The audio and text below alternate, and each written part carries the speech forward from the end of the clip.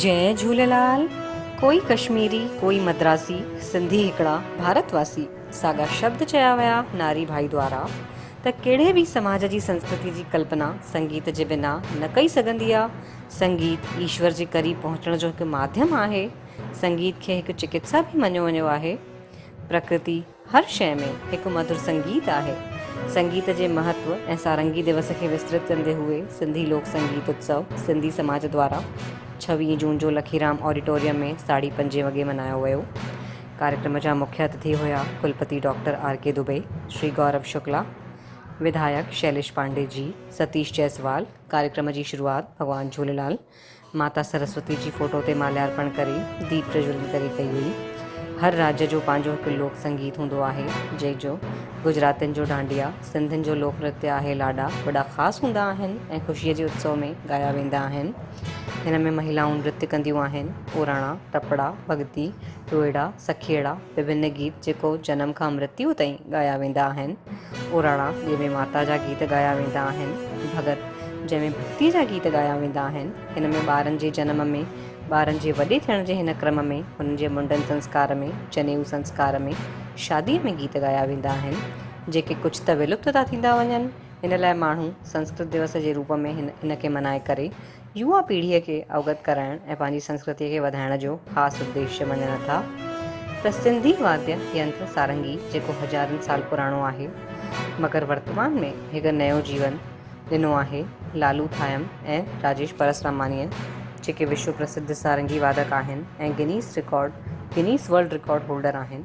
उन्हनि कार्यक्रम में प्रस्तुति ॾिनी ऐं उस्ताद भुट्टा जी, उस्ताद रसूल जी, उस्ताद फ़क़ीर जी प्रस्तुति ॾिननि ऐं विशेष रूप सां आमंत्रित रचनाकार ऐं गायक श्री नारी लछवानी जी ऐं नागपुर मां श्री विनोद आसूदानी जी उपस्थित हुआ ऐं पंहिंजा वीचार व्यक्त कंदे हुए चयनि त विनोद भाईअ सिंधी सप्तऋषि आहिनि, छो त सिंधियुनि में 7 गुण पाया वेंदा आहिनि, जंहिंमें सप्तऋषि जे अनुसार चयो वेंदो आहे। ऐं असांजी मातृभाषा सिंधी मृत अवस्था में पहुची वई आहे। उनखे असां माण्हू बचाइण जी जॻह भुलिजंदा वञूं था। अगरि तव्हांजी माउ बीमार आहे त तव्हां उनखे डॉक्टर जे पास न वठी वेंदव, उनखे वॾे अस्पताल में न वठी वेंदव, ज़रूरु वठी वेंदव। त सिंधी समाज बि, सिंधी भाषा बि असांजी माता आहे। विभाजन खां पोइ सिंधी समाज जे साम्हूं रोजी रोटीअ जी ज़रूरत जी परेशानी बि हुई, लेकिन असांजे समाज पंहिंजी महिनत सां, लगन सां पुरुषार्थी ठही करे ॾेखारियो।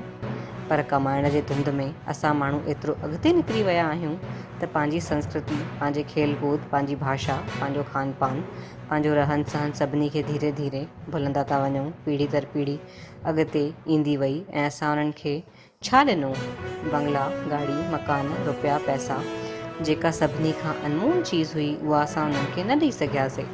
त असांजी संस्कृति, असांजी प्यारी भाषा, असांजा लोकगीत, असांजो संगीत, असांजो खाइण पाइण, असांजो रहन सहन अॼु ज़रूरत आहे त हिन सभिनीनि चीज़ुनि जी जेका असांखे पंहिंजे ॿारनि खे, पंहिंजे अचण वारी पीढ़ीअ खे ॾियणी आहे।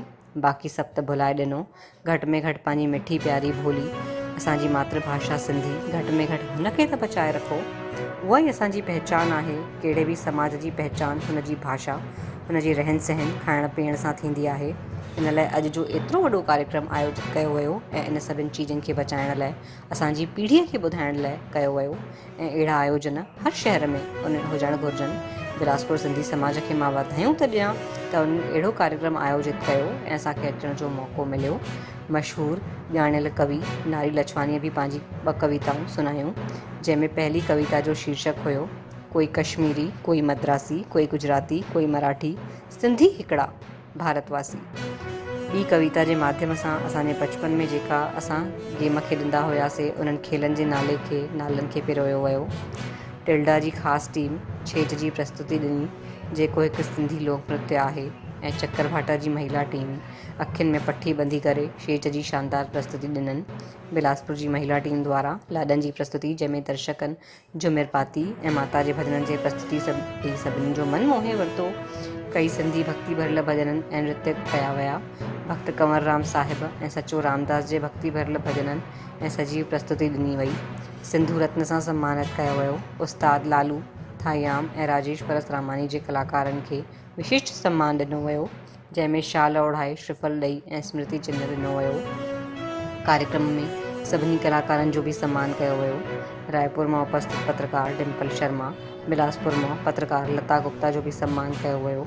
उस्ताद लालू हिन अवसर ते 250 साल पुराणी सिंधी सारंगी जेका पंहिंजे पुरखनि जी निशानी हुई उनखे पूज्य सिंधी सेंट्रल पंचायत भारतीय सिंधु सभा खे संयुक्त रूप सां भेंट कयनि ऐं चयो त सारंगी कंहिंखे भेंट करण लाइ कान्हे, पर अॼु जो एतिरो शानदार प्रोग्राम ॾिठो त महसूसु थियो त हिन जा सचा हक़दार, सचा क़दरदान बिलासपुर सिंधी समाज आहे जेको हिनखे संजोए रखंदो ऐं सिंधी सारंगी विश्व पटल तक अॻिते वेंदो।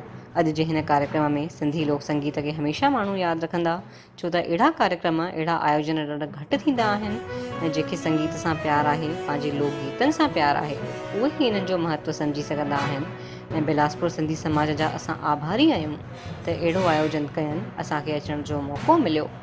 हिन पूरे कार्यक्रम में हिक खां वठी करे हिकु सिंधी गीत, सिंधी भॼन, सिंधी नृत्य जी शानदार प्रस्तुतियूं ॾिनियूं वयूं।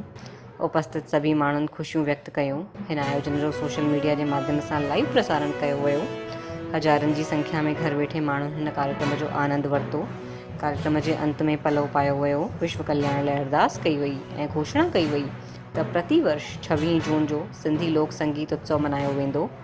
हिन पूरे आयोजन खे सफल ठाहिण में भारतीय सिंधु सभा, पूज्य सिंधी सेंट्रल पंचायत जा प्रकाश ग्वालानी, धनराज आहूजा, PN बजाज, DD आहूजा, विनोद रायकेश, मोहन जैसवानी, उमेश भावनानी, ललित माखीजा, देवीदास वाधवानी, किशोर गिमनानी, मुरली नेभानी, मनोहर पमनानी, धीरज रोहरा, श्रीचंद दयालानी, विनोद मेघानी, इंदर चावला, सुनील लालवानी, विनोद खत्री, अर्जुन तीर्थानी, शंकर मनचंदा, प्रतीक मेहानी, सुमित लुधानी, DD बजाज, श्री महेश दुल्हानी, हरीश मोटवानी, भारत चंदानी, विजय दुसेजा, नंदलाल पुरी, राकेश चौधरी, सतीश लाल जी, मोहन मोटवानी, श्याम हरियानी, जगदीश चक्यासी, शत्रुघ्न जैसवानी ऐं भारतीय सिंधु सभा महिला विंग जी राष्ट्रीय महामंत्री श्रीमती विनीता भावनानी, नगर अध्यक्ष कंचन मलघानी, राजकुमारी मेहानी, नीतू खुशालानी, रेखा आहूजा, कीर्ति लालवानी, गरिमा शाहनी, ट्विंकल आडवानी, ओमिका भावनानी, बरखा कोटवानी, चंदा ठाकुर, कंचन रोहरा, उर्वी आहूजा, नीलू गिडवानी, सोनी बहरानी, पूनम बजाज